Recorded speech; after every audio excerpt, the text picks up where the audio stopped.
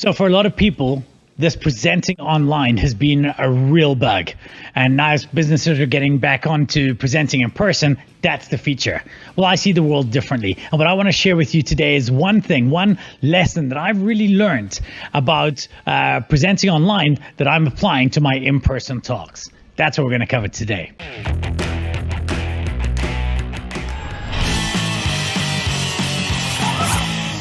Hey, and welcome to Lead Loud. My name is Richard Mulholland. I am the founder and chief evangelist of Presentation Powerhouse Missing Link. Now, every week we address one question around presenting, public speaking, entrepreneurship.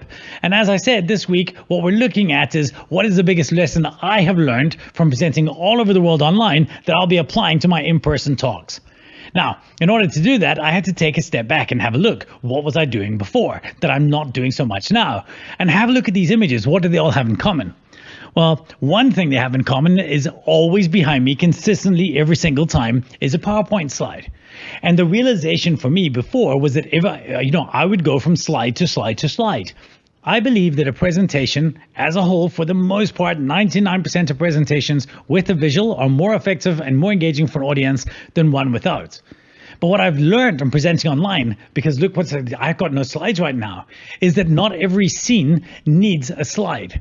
Right? Not everything needs a slide. We don't always have to have something up there. And I realize that there are different scenes at play here. And when I'm presenting online, I basically have three scenes, right? I've got me, that's just me by myself. I've got a slide that would be up full screen. And I've got me and my visual aid and, presented side by side as I'm doing right now. And in this presentation, I'll go through all three of these. But what I realized is that, and really this ability to have you drawing in for me, this ability to present naked when I'm presenting online has been amazing, right? Because all of a sudden it's you and just me, right? That's the only thing that I've got going on here. It's just me and the content and you guys, and everything is focused on the message. And, if that's what I want to be talking about, that's it. Whereas your slides often compete. And heck, if you're presenting on something like Teams and you're stuck in that little window in the corner, that's even worse. So how do we apply that thinking? How can we lose the screens when we're presenting in person? Well, the easy way to do that if you're at a conference is you could hit either the B or the W key, and then you'll get, your slide will go white or black. The problem is it's a little bit messy and it's very jarring. All of a sudden you got this big white screen or black screen in front of everybody. Now, the other day I was watching a TED Talk by a guy called John Levy. It was called What Makes Us Influential, if you want to look for it. And in it, John would go out and he actually, as he walked onto stage, it was just him talking. It looked like he had no slides because the image behind him was just these bubbles, which, as you can see, fit the aesthetic of the presentation. Then he wanted to talk about some numbers. And of course, in this case, it's easier to show it. So he showed these slides and everything like this. And then when he was finished, he went back to the other slide with the bubbles again. And I thought, this is incredible. This is exactly how it should be. It's nice to have something there when you walk onto stage. So, for example, I could walk in with a nice big image like this. And then when I'm presenting, I'm just saying, hi, welcome everybody, blah, blah, blah, blah, blah. And then I might want to talk about my content. Say, remember this? Yes, what was the problem? Well, BlackBerry thought they were an alternative to the iPhone, but they were actually an alternative to the email. Now, what does this mean? And then my slide goes back, and I've trained my audience that now this just means a holding slide. And I can contact the event organizer. I could ask for the theme, the colors, and make sure that blends in with their look and feel.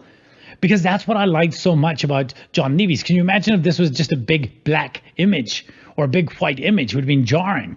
But he understood that when he did that, he could get the audience to focus right on himself. And that's something that I'm taking to now in future in-person events. Instead of going from content to content to content to content on a screen, visual aid to visual aid, I'm going from visual aid to just me, to visual aid to just me. Look at my slides, back at me. My slides, back at me. I'm on a horse, that kind of thing. So the question I just need to ask when I'm reviewing content, because this is, by the way, where this came from.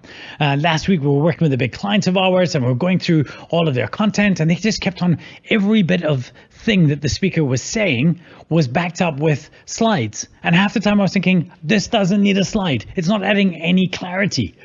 That's the question we have to ask.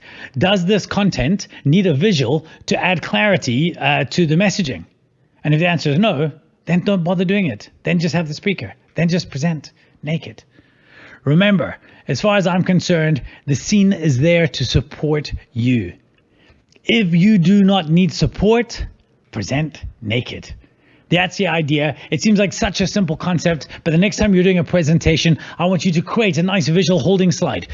The trick will be put it up there at the beginning so that the audience knows this is nothing. This is what the nothing state looks like, and then get into your content and then go back to your nothing state throughout. And my challenge to you is to have at least 3 of those inside your presentation at the point at which you really want the client to focus on you and your message.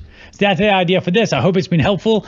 I want you to go out there and give it a bash. Let me know how it works for you. And until next time, lead loud.